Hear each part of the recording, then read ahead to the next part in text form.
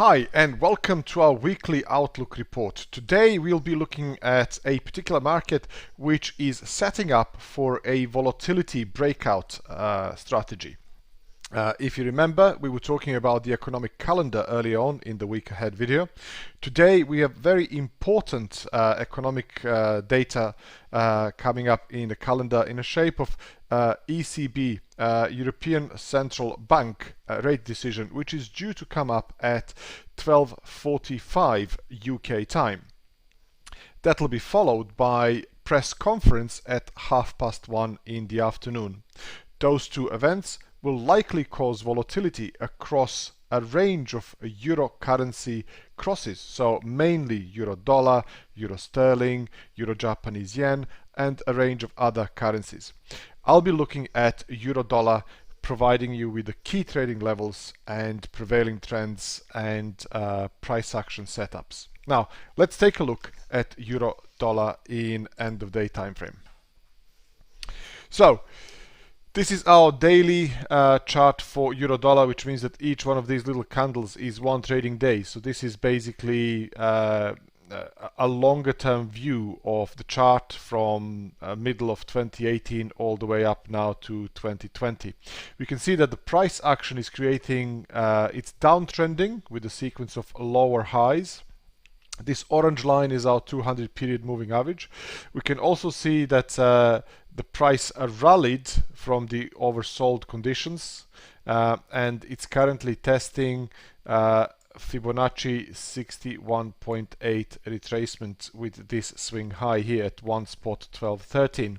So that's a major resistance. So if you remember, we have downtrending market, we have price below 200 period moving average, we have full Fibonacci retracement, and this appears to be pointing to a coiling price action, therefore a triangular a price action sequence of slightly lower highs and slightly lower lows, and energy is building up. There'll be an explosive reaction at some point today. So quite likely for that to be at 12:45, more likely to be at 1:30 in the afternoon.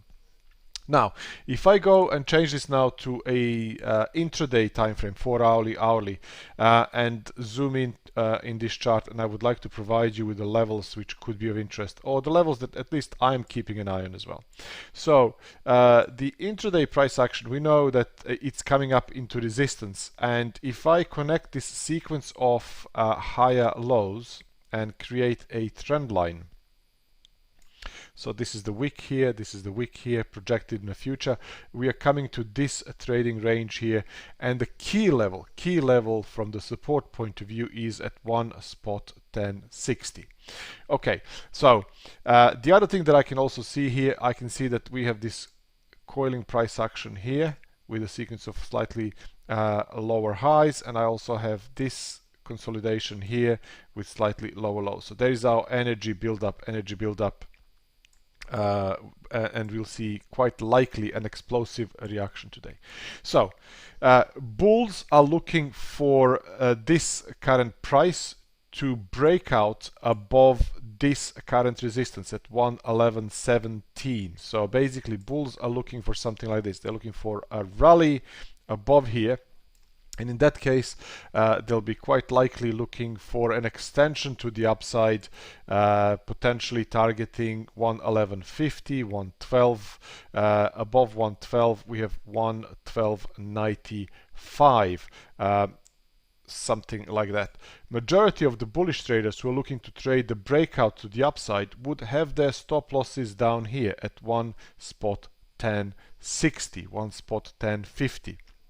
So from the risk to reward point of view, so there is about 60 points of risk for a potentially 150, 160 points gain on the upside, depending on how the breakout happens, where the candle settles, and so on and so on. But from 111.20 all the way up to 112.95, so in that region. So from risk to reward ratio, that makes sense. Bears are looking for a bearish reaction, therefore a dip lower. Actually, let me just change this into red and make sure that this is all unclear. So bears are looking for a dip lower below 110.60 and an extension and continuation to the downside. So what bears are looking for, they're looking to go short or find shortable setups, some bearish candles below this falling trend line, and also this particular level 110.60.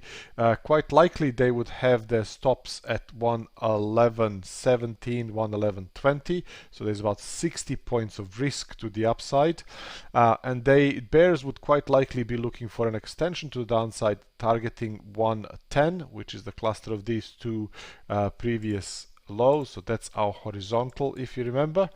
Okay, 110.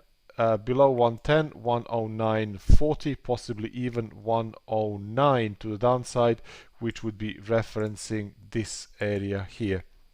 So from the risk to reward point of view, there's about 60 points of risk on the upside for possibly 150, 160 points of gain to the downside. Yet again, 2.5, almost 3 to 1 reward to risk ratio. Hopefully this was informative and beneficial and actionable. Stay safe, happy trading, and I'll talk to you all soon. Bye for now.